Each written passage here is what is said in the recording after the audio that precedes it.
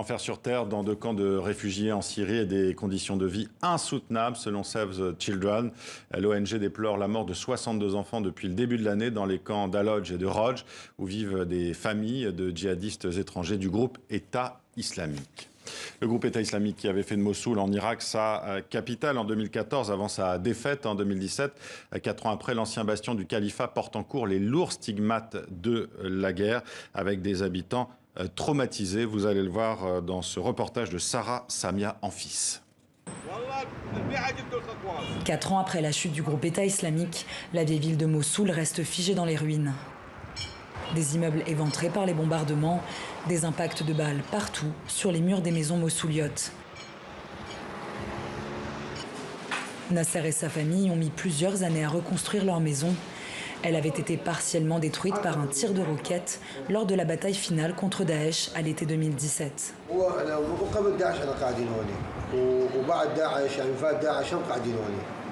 Quand la roquette est tombée sur notre maison, nous étions à l'intérieur. Tout s'est écroulé sur nous.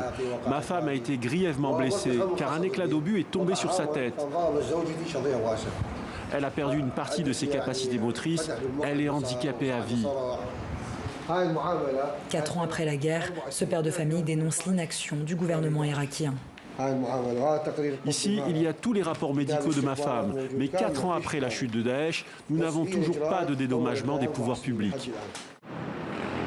En dépit des destructions, les commerçants ont réouvert leurs échoppes dans la rue El Farouk, au cœur de la vieille ville. Ali est propriétaire de ce salon de thé où se côtoient les habitants du quartier. Il n'y a pas une rue qui a été épargnée. Les immeubles, les maisons, tout a été détruit.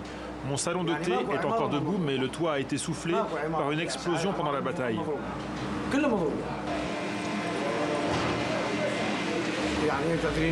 Tous les habitants sont traumatisés.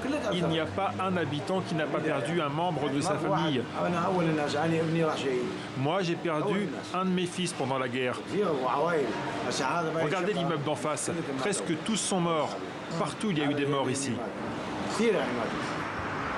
Près de la mosquée Al-Nouri, Ali a lui aussi remis la main à la pâte. Avec son petit frère, il cuisine le kobba, une spécialité culinaire locale.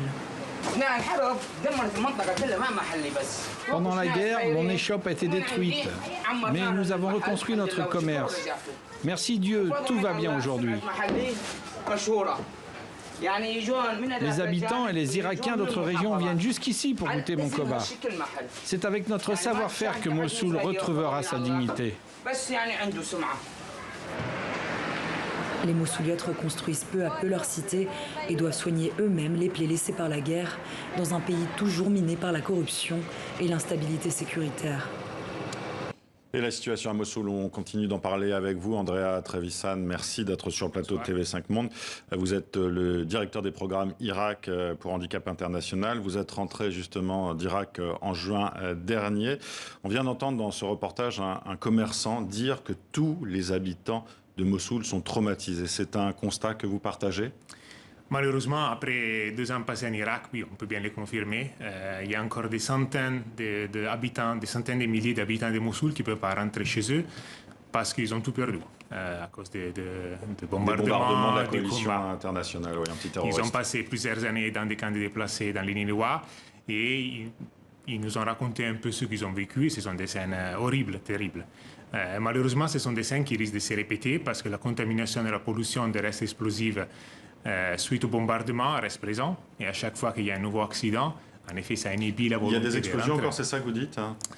Au Niniwa, dans la province de Mossoul, au Niniwa en général, il y a 700 000 accidents encore par an dus aux restes explosifs de guerre, à des munitions non explosées, à des grenades. Ils sont souvent les gens qui n'ont pas d'autre choix qu'aller dans des champs cultivés ou aller dans des abris pour se loger. On dit aussi que justement Mossoul est devenue une ville souterraine pendant ces bombardements et que beaucoup d'habitants ont vécu sous terre parce qu'ils n'avaient nulle part où aller. Ça aussi, c'est un traumatisme, non ? C'est un traumatisme qui va prendre des années et des années d'assistance pour être réparé, malheureusement. Que fait aujourd'hui la communauté internationale, vous qui êtes justement, qui avez passé 2 ans en Irak? On a vu Emmanuel Macron s'y rendre fin août. Hein. Les ONG humanitaires sont encore en train de répondre aux besoins qui ont été générés par les bombardements. Malheureusement, on est loin encore d'aller vers une reconstruction efficace parce que les défis est énorme. Donc nous, on appelle à un renforcement de l'action dans ce sens. Il ne faut pas oublier l'Irak et la situation encore très dans les besoins pour ces centaines de milliers de personnes. C'est le sentiment que vous avez qu'on oublie aujourd'hui l'Irak? Je pense qu'il faut renforcer davantage l'effort dans la reconstruction parce que les problèmes causés par les combats ne vont pas s'arrêter là aujourd'hui. Malheureusement, c'est prioritaire de continuer à assister à la restructuration des services sanitaires, par exemple, et absolument indispensable s'investir dans la dépollution, dans les déminages, pour faire en sorte que les gens puissent l'opportunité de revenir chez eux, cultiver leur champ et reprendre une vie en dignité. Et comment on fait pour se reconstruire dans une ville détruite où l'État reste fantomatique? Et avec beaucoup d'efforts, avec beaucoup de moyens. Avec la méthode Coué aussi, on a entendu justement cet artisan boulanger qui prépare ses galettes aussi dire tout va bien, tout le monde vient. Enfin, il y a cette façon de se dire allez. On sent beaucoup d'espoir, on sent beaucoup d'envie de revenir. On sent aussi malheureusement de plus en plus de frustration de la part des gens. Et c'est ça qui les pousse. 4 ans après, ils trouvent que ça va pas assez vite, c'est ça?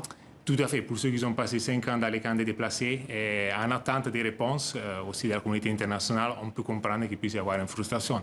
Nous avons des listes d'attente des personnes pour des soins spécialisés de plusieurs semaines, pour des séances de physiothérapie. Comment il s'organise aujourd'hui le travail des humanitaires tels que vous en Irak? En Irak, on a dû faire face à des grands défis d'accès. Heureusement, en 2021, c'était mieux qu'en 2020 à cause de l'épidémie. Et on continue à vivre malheureusement un peu au jour à cause de l'instabilité. C'est sûr qu'il y a un nombre d'organisations qui sont présentes et qui souhaitent y rester parce qu'il y a encore énormément de besoins.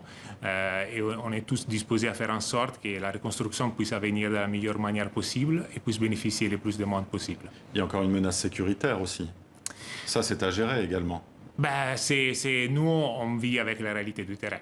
Donc, nous, on s'appuie beaucoup sur les réseaux locaux. On a eu, heureusement, beaucoup d'organisations sont installées en Irak depuis longtemps. Et donc, ils ont fidélisé nombre de staff et ont une très bonne acceptance, surtout dans les provinces dans lesquelles on est présent depuis longtemps. Merci Andrea Trevisan d'avoir été avec nous. Vous êtes donc le directeur des programmes en Irak pour Handicap International. Et je rappelle aussi qu'il y aura des élections législatives en octobre en Irak. Peut-être que ça changera les choses, peut-être pas. J'espère que ça ira pour l'examen.